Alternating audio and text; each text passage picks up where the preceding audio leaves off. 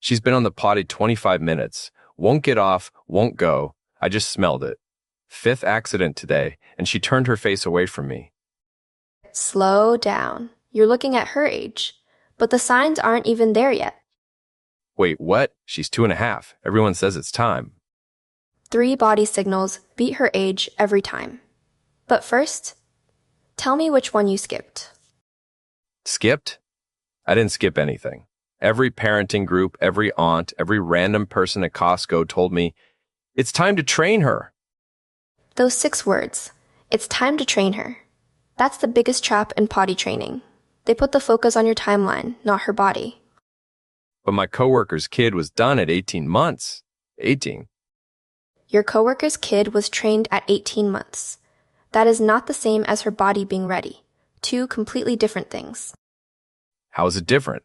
The outcome looks identical. No diapers, done deal. The outcome is not identical. Kids who get force trained early have 3 times the constipation rate, holding it in until they get UTIs. And the worst part? The psychological layer. They grow up with a strange anxiety around controlling their own body. Constipation? Seriously? What does that have to do with potty training?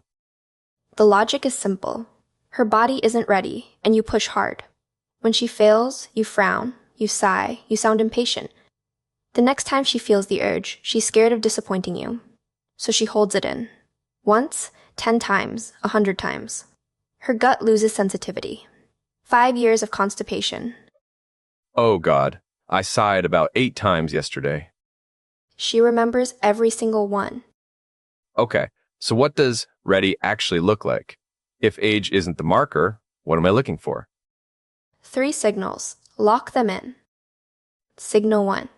Dry diaper for 2 hours or more. That means her bladder can actually store now. The nerves are wired up. If she's still wet every 30 minutes, her body isn't there yet. Signal 2? Signal 2. She uses words for it. Poop, pee, potty. Any one of them counts. She's telling you she can feel it. No awareness, no control. Period. Signal 3? Signal 3. The one most parents miss. She hates being wet. She pulls at the diaper, complains, demands a change. If she'll happily sit in a wet diaper for an hour, her body is still learning the difference between dry and wet. Wait, last week Luna peed and started slapping her own butt, yelling, wet, wet. That was your signal. But the way you handled it yesterday? Forcing her to sit for 25 minutes, even if she was ready, you just shoved that signal right back down. Hold on, what about the other direction? My cousin's kid is 4.5 and still in diapers. She's losing her mind. Stay with me. The most counterintuitive part is still coming. I'll get to the regression phase that 90% of parents misdiagnose. But first, 4 years old and still not there. 9 times out of 10, when a 4-year-old still can't go, it's not a physical issue, it's anxiety. Usually because a previous round of training involved yelling, mocking, or force. The toilet has become the place where I get judged. So what do? She's 4. You can't just keep waiting. You can wait. The real work is rebuilding the relationship. Hand the entire ownership of the toilet back to her. How do you do that? Take her to the store. Let her pick out a little potty herself. She decides where it goes, when she uses it, whether she uses it. You don't ask, you don't remind, you don't bring it up. At all. Not at all? She'll never use it then. She will. Kids are weirdly invested in things they pick themselves. Within a week, she tries it. But the catch is, you actually have to shut up. Even one well-meaning "want to give it a try today, honey?" kills the whole thing. That sounds brutal. It is. But the feeling of, I get to decide when to sit on these things, that is the entire game. It's not a command. It's hers. And if she sits down, doesn't make it, pees on the floor, what do I say? Okay. Next time. 3 words. Don't explain. Don't analyze. Do not say, next time tell daddy a little earlier, okay? 0 blame. Just okay next time? Won't she think failing is no big deal and stop trying? Nope. Kids already want to control their own bodies. That's hardwired. You don't have to push her there. The moment you push, you're literally fighting her own instinct. Okay, so what's this regression thing? You said 90% of parents misread it. Kid is 4, 5, 6. Fully trained, has been for years. Then suddenly, bedwetting. Daytime accidents. Pee in the pants at school. Parents' first reaction. Is she doing this on purpose? Is she regressing? I mean, isn't that exactly what's happening? She's regressing. It's not regression. It's a stress signal. There's something in her life, and you probably haven't noticed yet, that's making her so anxious she's losing control. What? New baby just arrived. Started a new school. Family moved. Parents fighting. Most common one. Grandparents just moved in or just moved out. Any shift in the household structure. Okay, so what's the response? Retrain her? Absolutely not. Retraining tells her you did something wrong.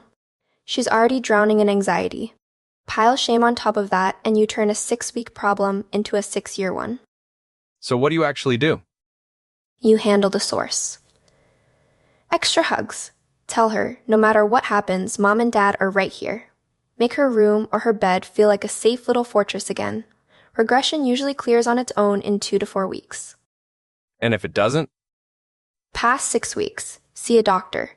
Could be a UTI, could be impacted constipation pressing on the bladder. Rule out the physical first before assuming it's emotional.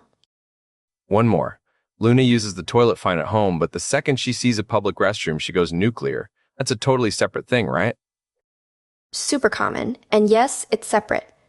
The cause of public toilet fear. Auto flush sensors. The auto flush? Yeah.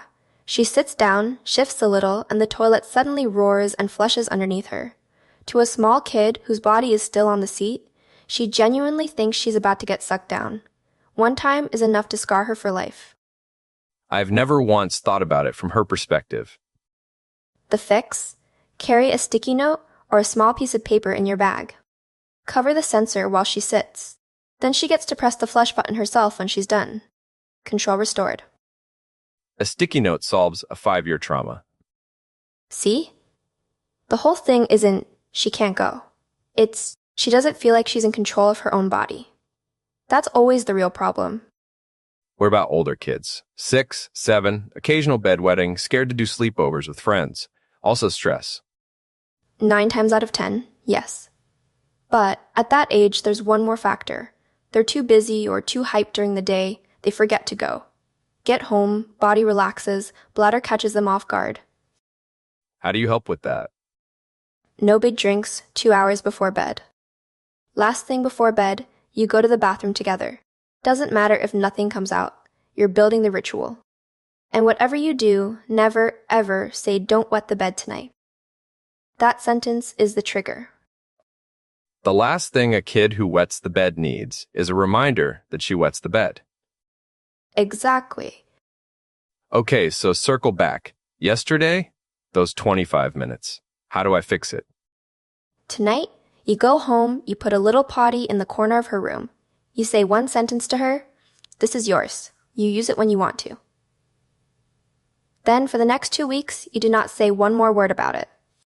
2 weeks, not one mention?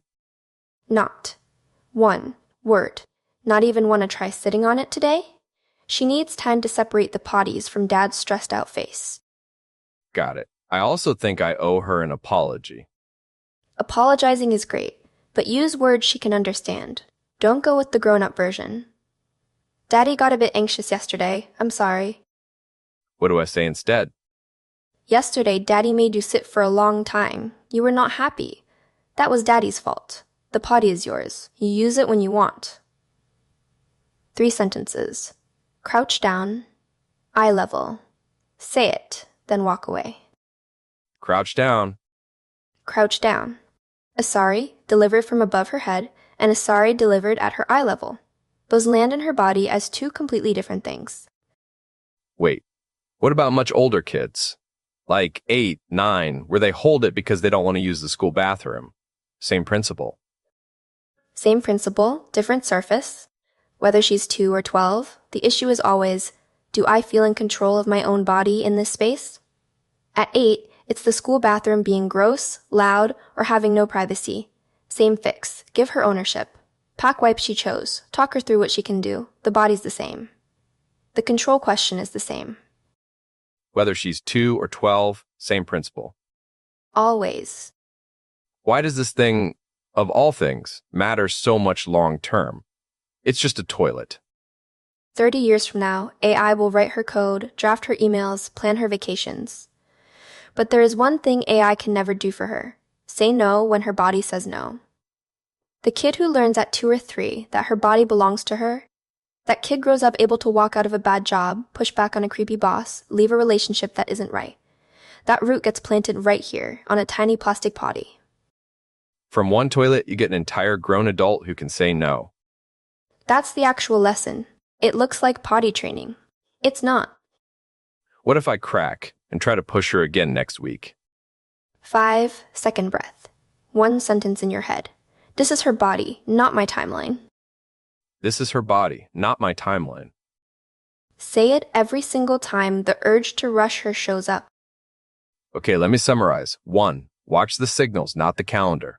Dry 2 hours, uses words for it, hates being wet. 2. Forcing it early costs you constipation, withholding, toilet fear, sometimes lifelong anxiety. 3. At 4 and still not there, 9 times out of 10, it's emotional, not physical. 4. Hand her the ownership. She picks the potty, she decides when. 5. When she fails, okay, next time. 3 words, 0 blame. 6. Sudden regression at 5 or 6 is a stress signal, not bad behavior. Handle the source, do not retrain. 7. Public toilet fear is a separate issue. Sticky note over the sensor, fixed. Perfect score.